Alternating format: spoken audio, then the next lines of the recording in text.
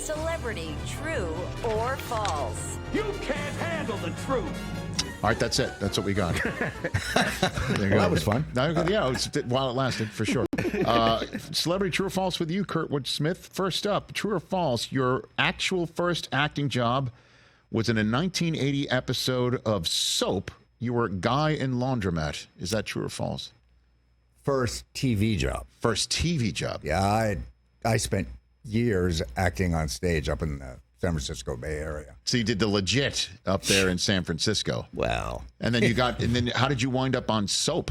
How did that happen? I was down here just scrambling. I'd had an easy go of it as an actor up there because I'd been doing it for a while, and people knew me and knew my work. But you come down here, and it's if you weren't a Broadway star, nobody knows you. And by the way, there's the visual proof right there. There's you as guy in laundromat. Yeah. Boy, you nailed it, Kurtwood. I had one. I just stood there like a big lump, and he said, "Okay, what's the problem, man? What are you?" He thought I wanted to fight him, and basically I just said, "You got on my shirt." That was my only line. Brought down the house. So Did it really? Yeah. That was like your version of Dumbass back in 1980. Yeah. How about that? You brought down the house? Well, yes, because I think they thought that there was going to be some action, and since it was in the laundromat.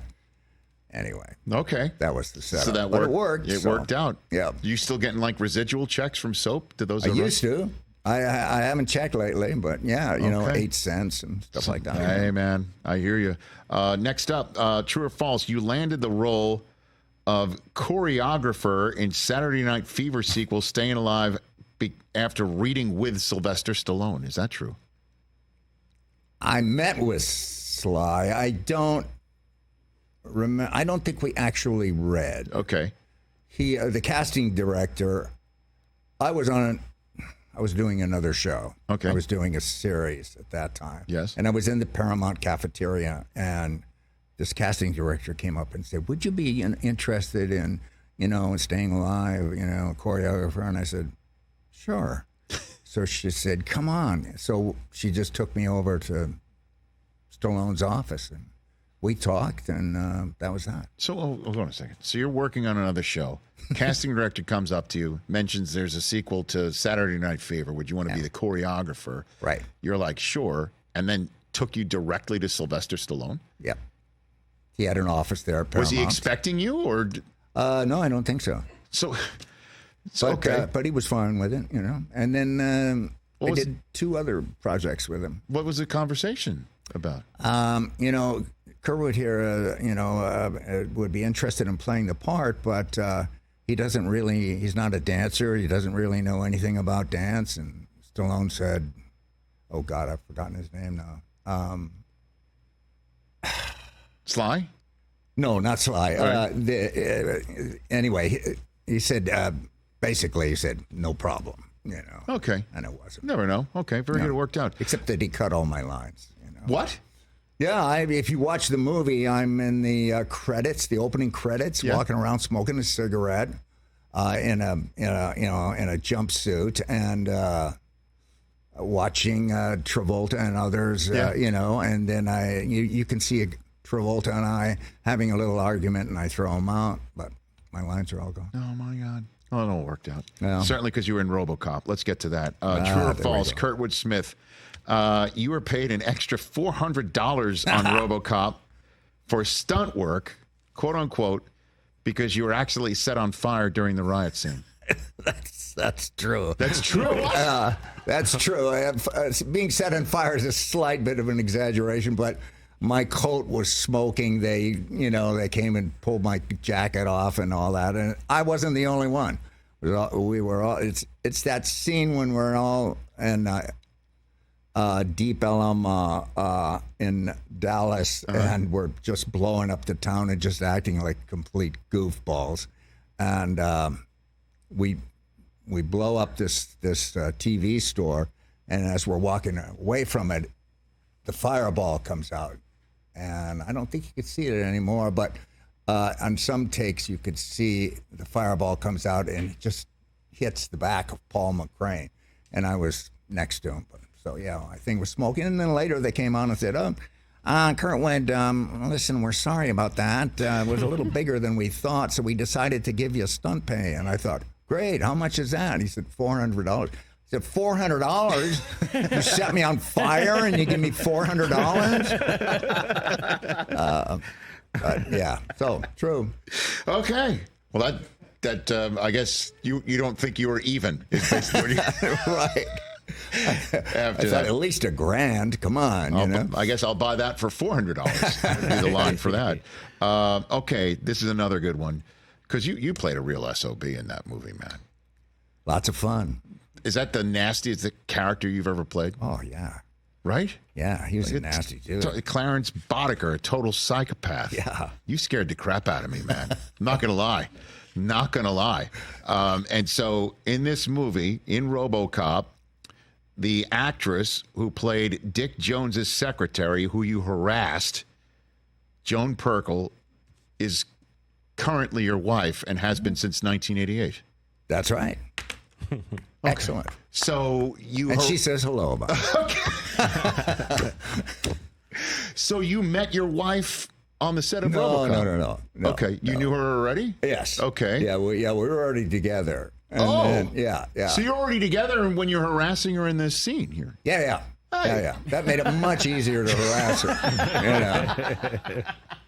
And more fun. You get away with it. Yes, exactly. It's just work. Oh my gosh. Yeah, we were. She came down to Dallas when we were shooting, and the casting director knew that she was an actress and asked if she would be interested in just doing a quick reading for that, and she did, and she ended up doing the part. And then you harassed her, and then a year later, you actually got hitched. Yeah, got married. Yeah. In the middle of shooting Dead Poets Society. Well, let's get to that here. True or false, Kurtwood Smith? Dead Poets Society was not the first time that you acted with Robin Williams, because you did maybe that acting on stage in Marin County together in the 70s? Right.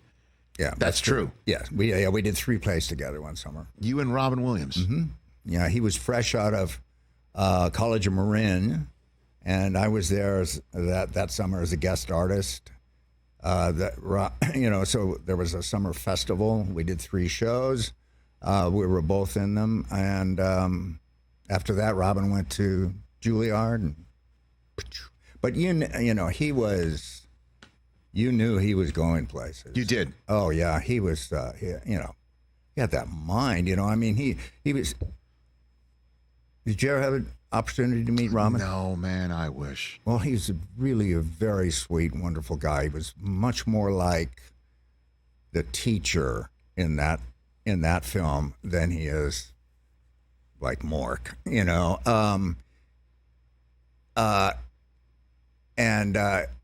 It was a pleasure knowing him, and if it was you and a couple of people, he was very sweet and, down to earth. But, right. You bring in like 3, 4, 5 people and all of a sudden, bang, he's on.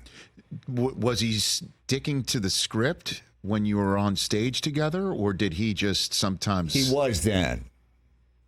I love how you're smiling, because I could only imagine just doing live theater with him. Yeah. Well, here's what would happen is that there was one of the plays that we were doing. It was a 3-person play. It was me and this woman who played my daughter, mm-hmm. and Robin, who was her boyfriend, and I thought he was a complete wacko. Mm-hmm. And so I had a scene with Robin. It was just him and I, and I'd be sitting and he was behind me, and the audience would laugh, and I'd turn around, and he'd just be. He never would tell me what he was doing, but every night he was doing something behind me. So, not like a rabbit ears type thing, but he would do something that would make the audience laugh. Yes, and you had no idea what it was. Right, that's right. But it if it was something that was bad for the play, the director wouldn't have let him get away with it. But Well, the director thought it was funny that I didn't know, so he wouldn't tell me either. So again, with Dead Poet Society, I just remember, even though I think he'd already done World According to Garp. Yeah. So he'd already done that and showed that he had some serious acting chops because, he was introduced as, Mork from Ork, on Happy Days and obviously Mork and Mindy, brilliant in it. Yeah. But, Dead Poet Society was truly one of the moments where he could 100% carry a film and just be mind-blowingly brilliant as a straight dramatic actor in that regard. But you already knew that pretty much is what you're saying on the set. Yeah. I had no doubt that Robin was going to be great. When they first sent the script to me and told me Robin was going to do it, I was like right there. I said, "Oh yeah, definitely." And then they changed the director, and they rewrote some of the script, and Robin dropped out. So did I. Then they brought in Peter Weir, and then Robin came back, and then I came back, and so did the other people because Peter Weir. He's the best. Catch the Rich Eisen Show every single day on the Roku channel, 12 to 3 Eastern, for free.